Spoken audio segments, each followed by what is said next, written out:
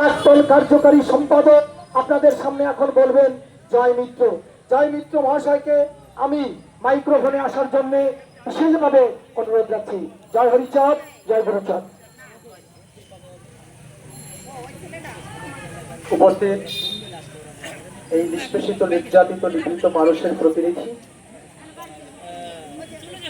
যারা বাংলাদেশের অত্যাচার দেখে সহ্য করতে না পেরে ঘর থেকে বেরিয়ে এসেছে, সেই সব শুভবুদ্ধি সম্পন্ন সকল মানুষকে আমি প্রণাম, ভালোবাসা, শ্রদ্ধার্ঘ নিবেদন করে দু একটি কথা বলে আমি চলে যাব। আজকে সারা দেশে আন্দোলন হচ্ছে। আজকে এখানে যে প্রতিবাদ সভা হয়েছে, অত্যন্ত তাৎপর্যপূর্ণভাবে, সুন্দরভাবে অনুষ্ঠানটি যার নেতৃত্বে হয়েছে আমাদের কল্যাণদাস সহ আরো কয়েকজন এখানে আছেন, সবার নাম আমি জানি না। সবাইকে আমি প্রণাম, ভালোবাসা জানাই আপনাদের এত সুন্দর একটি কাজকে সম্পাদন করবার জন্য। আসলে একটা স্লোগান আপনারা বাংলাদেশে শুনেছেন, ভারত যাদের মামা বাড়ি, বাংলা ছাড়ো তাড়াতাড়ি।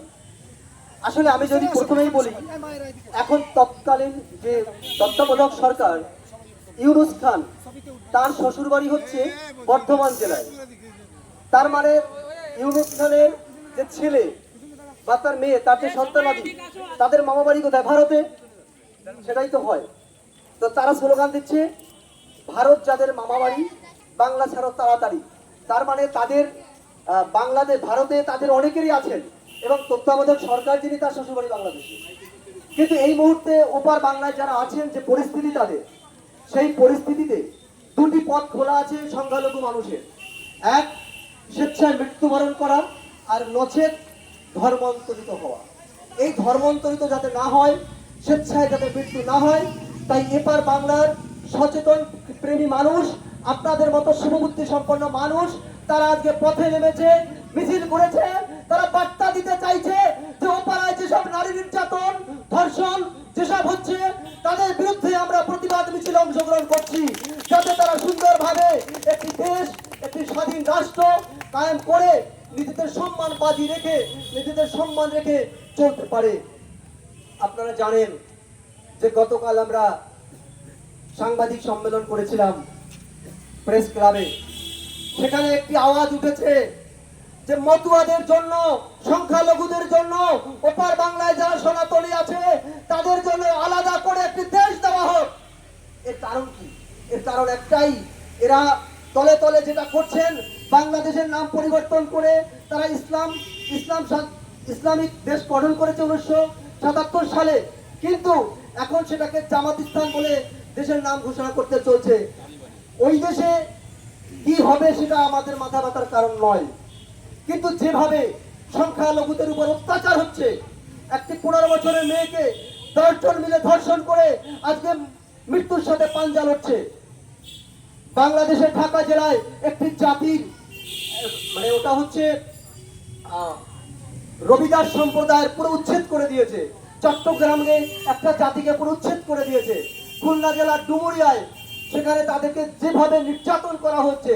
খুলনা জেলার নোয়াপাড়া একটা জায়গা আছে, সেখানে পিতার সামনে মেয়েকে ধর্ষণ করে, এবং সেই মেয়েকে এমন অত্যাচার করেছে, এখন হসপিটালে ভর্তি। তার মাকে এমন মারা মেরেছে, 34খানা সেলাই করেছে। কক্সবাজার, তারপরে কুয়াকাটায়, সেখানে গরু, তাদের খড়কুটোতে আগুন দিয়ে জ্বালিয়ে দেওয়া হচ্ছে। যেখানে যেখানে সংখ্যালঘুদের উপর একত্রিত হয়েছে, সেখানে সেখানে চরম আকারে নির্যাতন শুরু হয়েছে। যদি বলেন পলিটিক্যাল ইস্যু, তারা তো পলিটিক্স করতো না, তারা তো রাজনীতি করতো না। আওয়ামী লীগ যেখানে আছে সেখানে হচ্ছে মানলাম, কিন্তু যে মানুষগুলো রাজনীতির অঙ্গনের বাইরে ছিল, সেই মানুষগুলোর উপরে এরকম অত্যাচার, এগুলো শুভবুদ্ধি সম্পন্ন মানুষ মানবে না। আমরা প্রধানমন্ত্রীকে ফ্যাক্স মারফত সমস্ত বার্তা পাঠিয়েছি।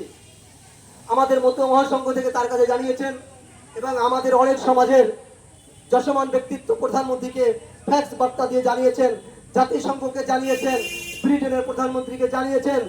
অনেক দেশের প্রধানমন্ত্রীর নজরে এই ঘটনা দেওয়া হয়েছে। আসলে কি এটা পূর্ব পরিকল্পিত, যে এখানে এই পরিস্থিতি তৈরি করে বাংলাদেশ থেকে টোটালি তারা ইসলাম ধর্ম কায়েম করবার জন্য, টোটালি হিন্দু শূন্য সংখ্যাগরিষ্ঠতার জন্য তাদেরকে শেষ করে দিতে চাইছে? এগুলো আমাদের ভাবতে হবে। আজকে যেমন আমাদের বগুড়ায় একটা বিরাট মিছিল হচ্ছে, নদিয়া জেলায় দুটি মিছিল আজকে আনন্দবাজারেও আমরা দেখেছিলাম, আমাকে কালকে সাংবাদিক ফোন করেছিল, আমি বলেছিলাম। কিন্তু এইখানে যে পরিস্থিতি দেখলাম, অত্যন্ত সুন্দরভাবে আপনারা যে মিছিলটা করেছেন তার জন্য ধন্যবাদ জানাই।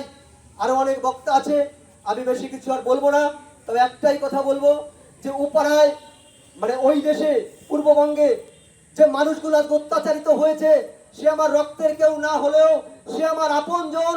ওরা যদি কাঁদে আমাদের চোখেও জল আসবে, তাই আমরা সবাই একত্রিত ভাবে এর মোকাবেলা করব। জয় হরিচাঁদ, জয় গুরুচাঁদ। জয় হরিচাঁদ।